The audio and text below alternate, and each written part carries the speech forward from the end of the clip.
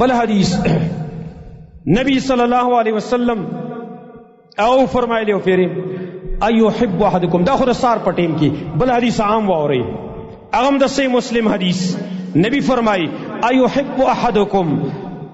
اذا رجع الى اہلہ ان یجد فی 3 خلفات عظام تاسو کی یو تندا خوخی چې دې کور ته واپس لاړ شي او په کور کې 3 بلار بیوخي ولاړ وي 3 بلار بیوخي او داسې وخي چې چربي او غټي غټي وخي ولاړ وي حدیث ته غور وکړي یو سړی مسجد ته راغلی بهر ته راوتی دی بل ځای کې یا مسجد کې دی کور ته لاړو په کور کې 3 وخي بلار به ولاړې دي هغه ټیم کې خلک وخو خغولې اوس خلک غواګانې خوښوي غواګانې یا میخي کور ته لاړ شي 3 غواګانې بلار وي یا 3 میخي بلار به ولاړې والته او تو ورشي او حیران شي چې دا وخي دا غواګانې دا میخي د کوم ځای نه رالې صحابه کرام ویلا قلنا نعم او موږ دا خوښو چې موږ کور ته لاړ شو هلته تیار 3 غواګانې 3 میخي 3 وخانې ولاړې وي نبی ورته سوی فثلاث آیات یقرأ بهن احدکم فی صلاته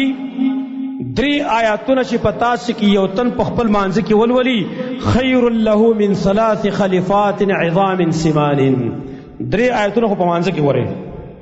3 آیاتونه په مانځ کې چې یو تن ولولي دا ول د 3 وخونه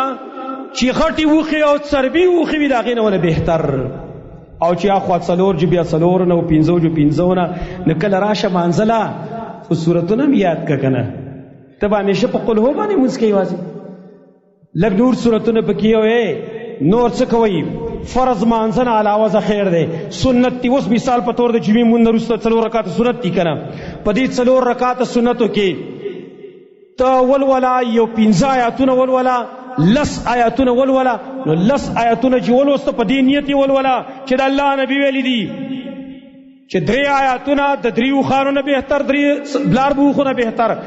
لس آیاتونه چې ولوستل دا د لس بلار بوخونه او د لس بلار بوخاګان نه بهتر څومره عظیم ثواب اسی په ایمان یې چې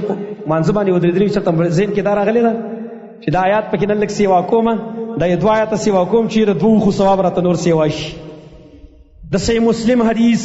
صحیح الاسناد روایت آسان کارونه دي خو کچا په ذهن کې لګ راشي لہذا د هر یو ځان له ثواب ځان له قرآن ولی هر باندې لس دی کوي سحر مانځل راشي او 2 آیاتونه ولولي د 2 وخونه بهتر چې غټ قبونه وي په مانځ کې چې ولولي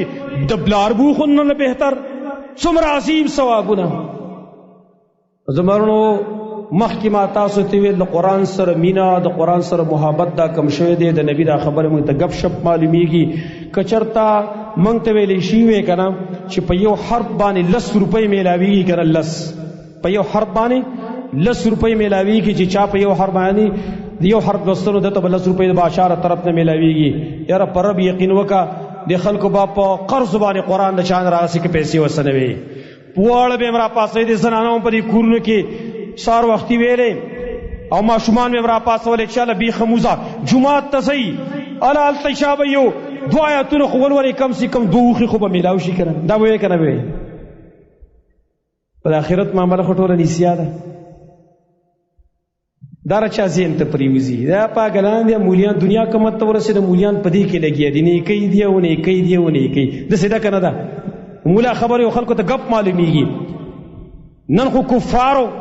زمونږ د مسلمانانو زین دومره خراب جوړ کړی دی چې د دین خبره تکې دا تاسې افسانه ښکاره کېږي دا ورته ډکوسله ښکاره کېږي